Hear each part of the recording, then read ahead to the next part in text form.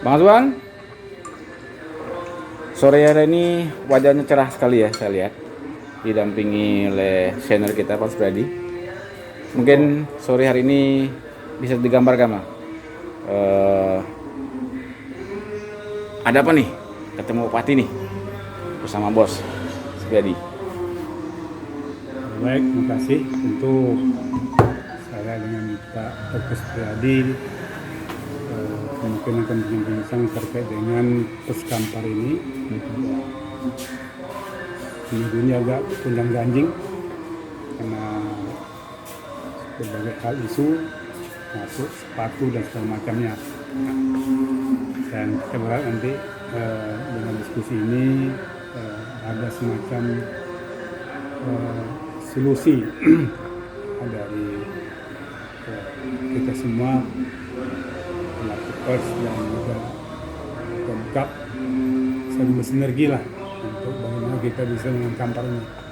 Ini tidak habis ini kita untuk membahas hal yang tidak penting itu kunci. Terima kasih Pak.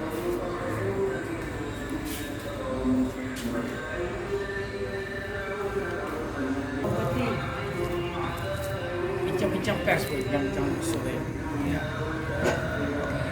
Ya, Assalamualaikum Bang Supradi. Waalaikumsalam warahmatullahi. Relax sekali sore hari ini Mas Supradi. Ya, kita lagi menunggu waktu-waktu untuk berbuka puasa. Ya mungkin pada kesempatan sore hari ini Bang Supradi bisa jelaskan sedikit perkembangan pers di Riau, khususnya Kampar, baik itu online, cetak, sebagainya. Mungkin. Ya, satu sisi di era demokrasi dan reformasi ini kita melihat perkembangan yang sangat menggembirakan dari dunia pers, baik di Provinsi Riau dan baru termasuk di Kabupaten Kampar.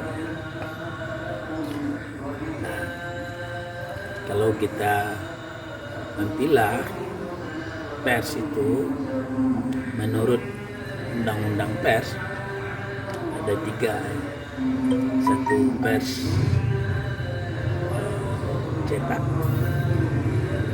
yang kedua pers elektronik, yang ketiga pers online. Nah, sekarang pers itu sudah semakin luas dengan hadirnya media sosial seperti itu, Facebook, Instagram, Twitter, dan lain-lain. Nah, saya katakan satu sisi kita bangga, bahagia, gembira bahwa demokratisasi dan reformasi telah mengantarkan perkembangan pers yang luar biasa. Tapi di lain sisi kita termasuk sedih dan prihatin karena ternyata sejak munculnya media sosial justru pers cetak mengalami satu degradasi yang luar biasa. Apa yang disampaikan oleh para pengamat bahwa media cetak mengalami satu kemerosotan yang cukup signifikan, itu ada benarnya. Saya teringat Pak Dahlan Iskan itu di dalam sambutannya di Dewan Pers, dia mengatakan begini, saya ini tidak menyangka kalau kemerosotan media cetak itu terjadi semakin cepat. Terjadi demikian cepat. Makanya kalau kita lihat sekarang media-media cetak di Provinsi Riau itu sudah mulai mengalami satu kemerosotan akibat hadirnya bukan media online tapi media sosial. Kampar juga akan mengalami seperti itu. Iya. Ya, ini kan media online itu sepertinya sudah mengalahkan media cetak ya, apalagi elektronik ini Bang Supriyadi. Mungkin ini ada fenomena khusus yang melihat tentang media online ini, Mas. media online itu tidak mengalahkan media cetak. Itu satu hal yang harus kita pahami. Media online tidak mengalahkan media cetak. Tetapi masyarakat yang mulai meninggalkan media cetak karena perkembangan media sosial. Iya, iya. Orang lebih cenderung sekarang ini menggunakan Facebook, menggunakan YouTube, menggunakan Instagram untuk berkomunikasi dan mendapatkan informasi. Nah, media online hadir di tengah-tengah Media sosial. yang semakin gencar di tengah masyarakat. Mas Freddy, ini ada sebuah fenomena bahwasanya di media sosial itu berseliweran wacana-wacana. Salah satu wacana yang paling hebat di gambar adalah soal sepatu. Gimana mau lihat? Ya, itu tergantung sudut pandangnya. Kalau saya melihat ini terlalu dibesar-besarkan. Bahkan ada kecenderungan dipolitisir. Mestinya kan harus ada klarifikasi. Harus ada klarifikasi kenapa misalnya ini. Kenapa bupati itu masuk ke rumah warga berpakai sepatu? Apakah itu disengaja dia masuk atau dia suruh dia pakai sepatu? Nah, ini kan tidak ada klarifikasi. Iya. Satu. Tapi ini dibesarkan. Saya tidak tahu kenapa yang sesungguhnya tingkat newsnya itu rendah. Iya. Jadi dia tidak akan mengalahkan substansi berita yang sesungguhnya. Berita sesungguhnya itu kan kedatangan bupati ke membantu warga untuk membantu menyerahkan sembako. Tapi ada kawan-kawan tertentu yang mencoba mengangkat isu sepatu masuk rumah. Iya.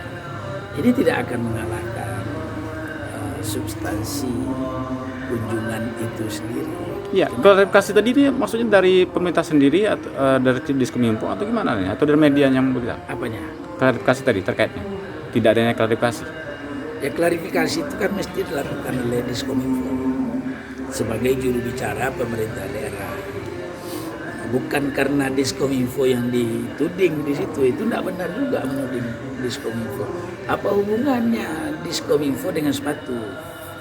Kan tidak ada hubungan Diskominfo dengan sepatu. Sepatu itu menyangkut tata protokoler. Tata protokoler itu hubungannya di sana. Jadi kunjungan seorang bupati, kepala daerah ke satu tempat itu kaitannya dengan protokoler.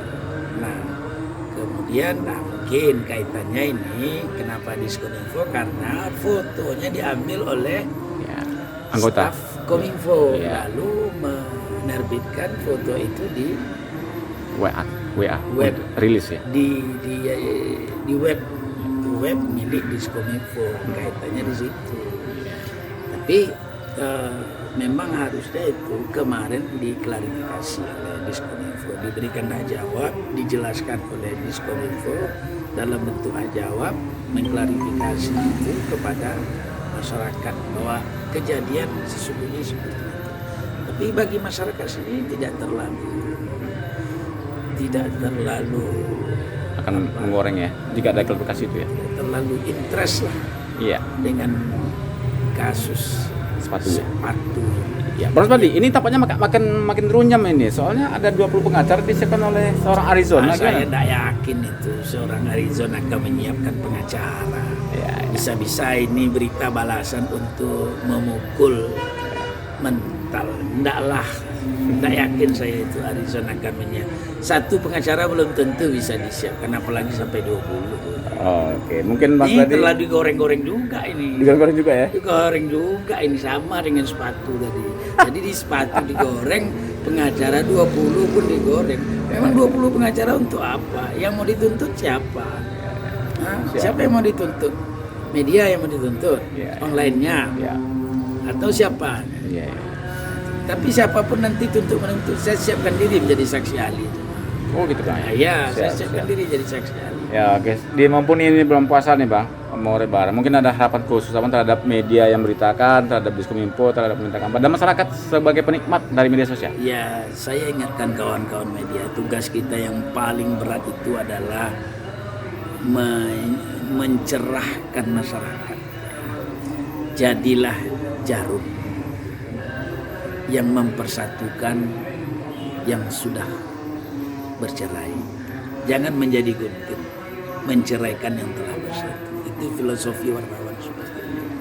Jadi seorang wartawan, seorang jurnalis harus menghindarkan diri dari niat menabur kebencian. Ingat bahwa tugas kita itu adalah menyampaikan informasi, fakta, dan bukan membuat opini di dalam fakta itu. Makasih Bang. Oke.